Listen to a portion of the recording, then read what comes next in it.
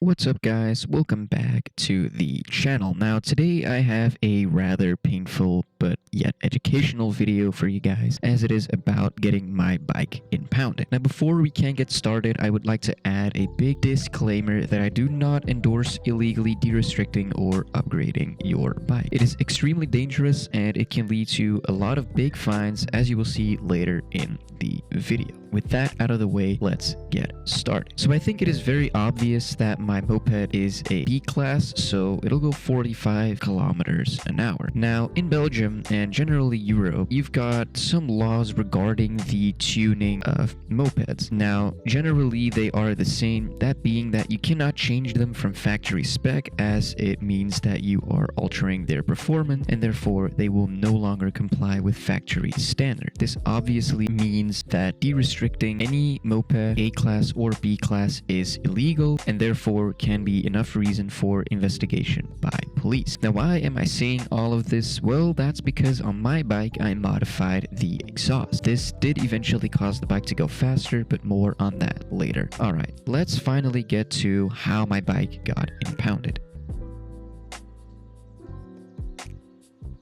So as I was driving my regular route to school, I suddenly got pulled over by an anonymous police vehicle. The police officers got out of the car and then they told me that my bike can keep up with their car relatively easily. I didn't understand what they meant by that, but it wasn't really significant anyway, so it doesn't really matter. They obviously asked for license and registration, which I politely handed over, and then proceeded to put the bike on the test bench. Now these test benches, which, I mean, they are test benches, but they're supposed to be dynos, they're really notorious for being wildly inaccurate, as they all display a significantly higher speed than can actually be achieved by the mopeds. This is because they can't really calibrate them to be 100% accurate, because, you know, torque, wheel size, and width, they differ from bike to bike, and obviously it doesn't compensate for friction and air resistance. Despite what you get told in the police report, these things are absolutely not to be trusted. So when they put your bike on the test bench, there is always an 8 km/h correction that they will enforce if your bike goes quicker than 52 km/h. So basically you're allowed to go 53, and if you go any further over it, then they have a right to impound your bike. Now my bike went a measly 63 km/h, which after correction came out as 55. Obviously the correction is supposed to be compensating for the aforementioned things, but even stock bikes come out as being faster than allowed. I experienced this firsthand when, after I legalized my bike again, it went 42 on GPS, which I measured multiple times, and on the test bench it displayed 46 km/h before correction. But regardless, after my bike being clocked too fast on the dyno, the impound started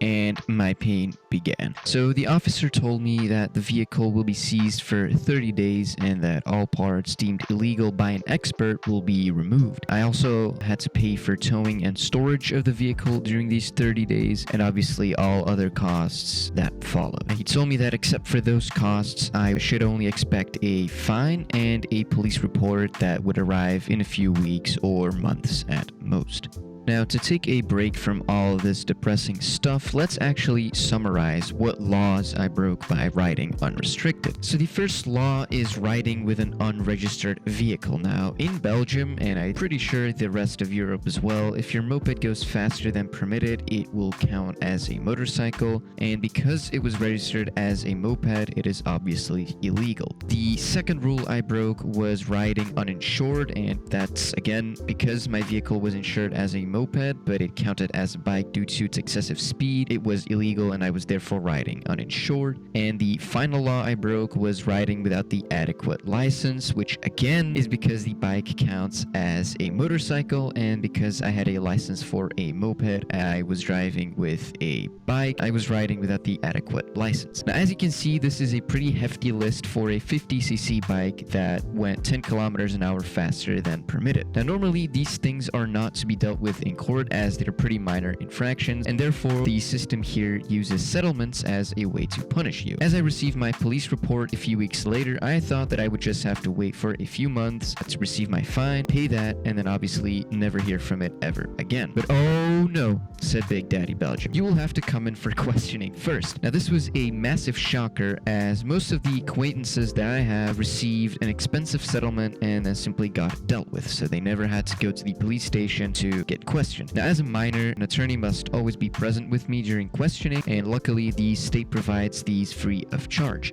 Now what baffles me the most is that the police catch people with derestricted mopeds all the time, and none of them ever have to come in for questioning. Not only that, but compared to the speeds they catch most people doing, my 10 km/h violation was really low. Alright, as you might have guessed, questioning was pretty standard. I had to get an attorney because, I'm not of age, and the questions were just, general questions like what was illegal on the bike and were you aware that you were in violation. I of course answered truthfully, and then after about an hour, the questioning was finished. Now my lawyer did note that there are a lot of different options in the punishments you can receive, and there is even a chance that my charges might just be dropped, but the officer who interrogated me later contradicted this. Now, regardless of the possibilities that I just mentioned, I will give you the extensive list that my lawyer told me of the punishments that you can get for this violation. The first one is a provisional fine. This will mean that you only have to pay this fine if you commit the same crime again. The second one is a partial fine. This means that you only pay a part of the amount and the other part is provisional, which means you'll only have to pay that if you commit the same crime again. The third one, and the most likely one, is a full fine. The fourth is community service. The fifth is a talking to by the judge. Now this combined with community service are usually pretty rare, but they will hand them out if, for instance,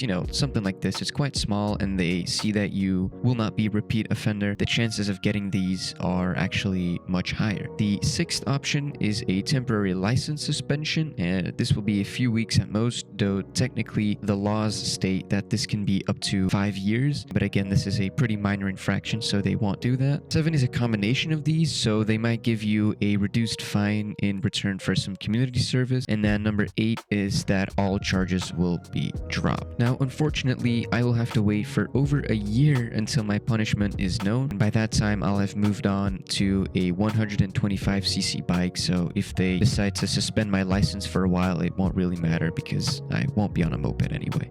Alright, with all of that legal bullshit out of the way, let's take a look at what this whole ordeal cost me. I will first include what I actually paid and then at the cost of parts that I lost. The parts that I had to pay to the towing company are without tax because that's how they were put on the receipt. So the first cost is the cost of towing. This is basically where these son of bitches scam you. I paid 130.6 euros. The second amount are the working hours of the fucker that removes parts on your bike. Now this guy apparently worked 3 hours on removing a literal exhaust, so I had to pay 166.35 euros. The third cost is the storage cost, which they rip you off with this too. I paid 100.63 euros, which amounts to about 3.47 euros a day. From what I remember, I read online that this used to be 2.50 euros, so I guess they decided that adding a full euro would be cooler or something. I don't know, but they really are scamming you. The fourth costs are what the receipt mentions as handling costs. I don't know what this is, but I guess they just tag it on there because,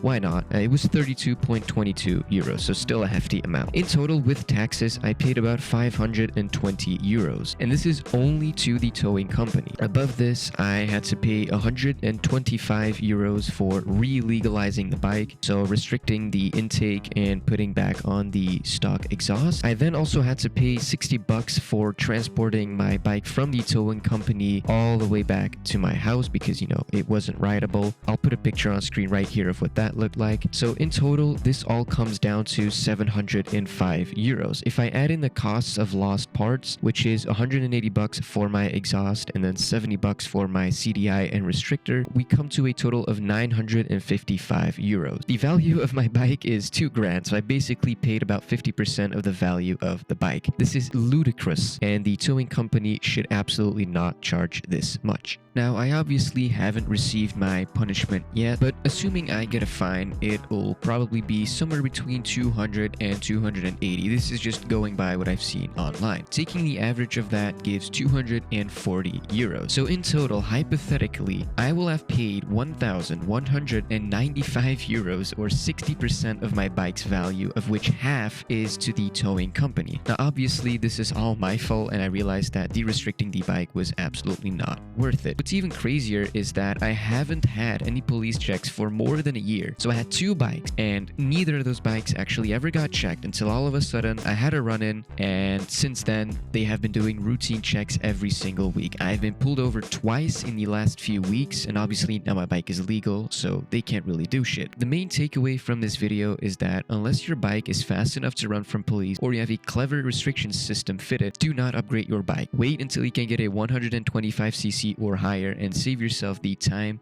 pain, and money of getting this shit sorted. Now, I also want to mention that I am absolutely horrible at reading off a script, so this whole video was basically scripted. I did my best. I hope it sounded a little bit okay, but, you know, I just wanted to mention this real quick in case you thought I sounded a little bit forced or weird or something. I hope you learned something from watching this video, and do not make the same mistakes that I have, so do not upgrade your bike. Just keep it stock. It's much better that way. If it's possible, also get like an injection bike, because you can change exhausts and whatnot on those, and they will never go faster than 50 kilometers an hour, so you're always safe from police. And with that, we reach the end of this video. I want to thank you very much for watching. If you did enjoy this video, please drop a like and subscribe. It really helps out a lot, and I will see you in the next video.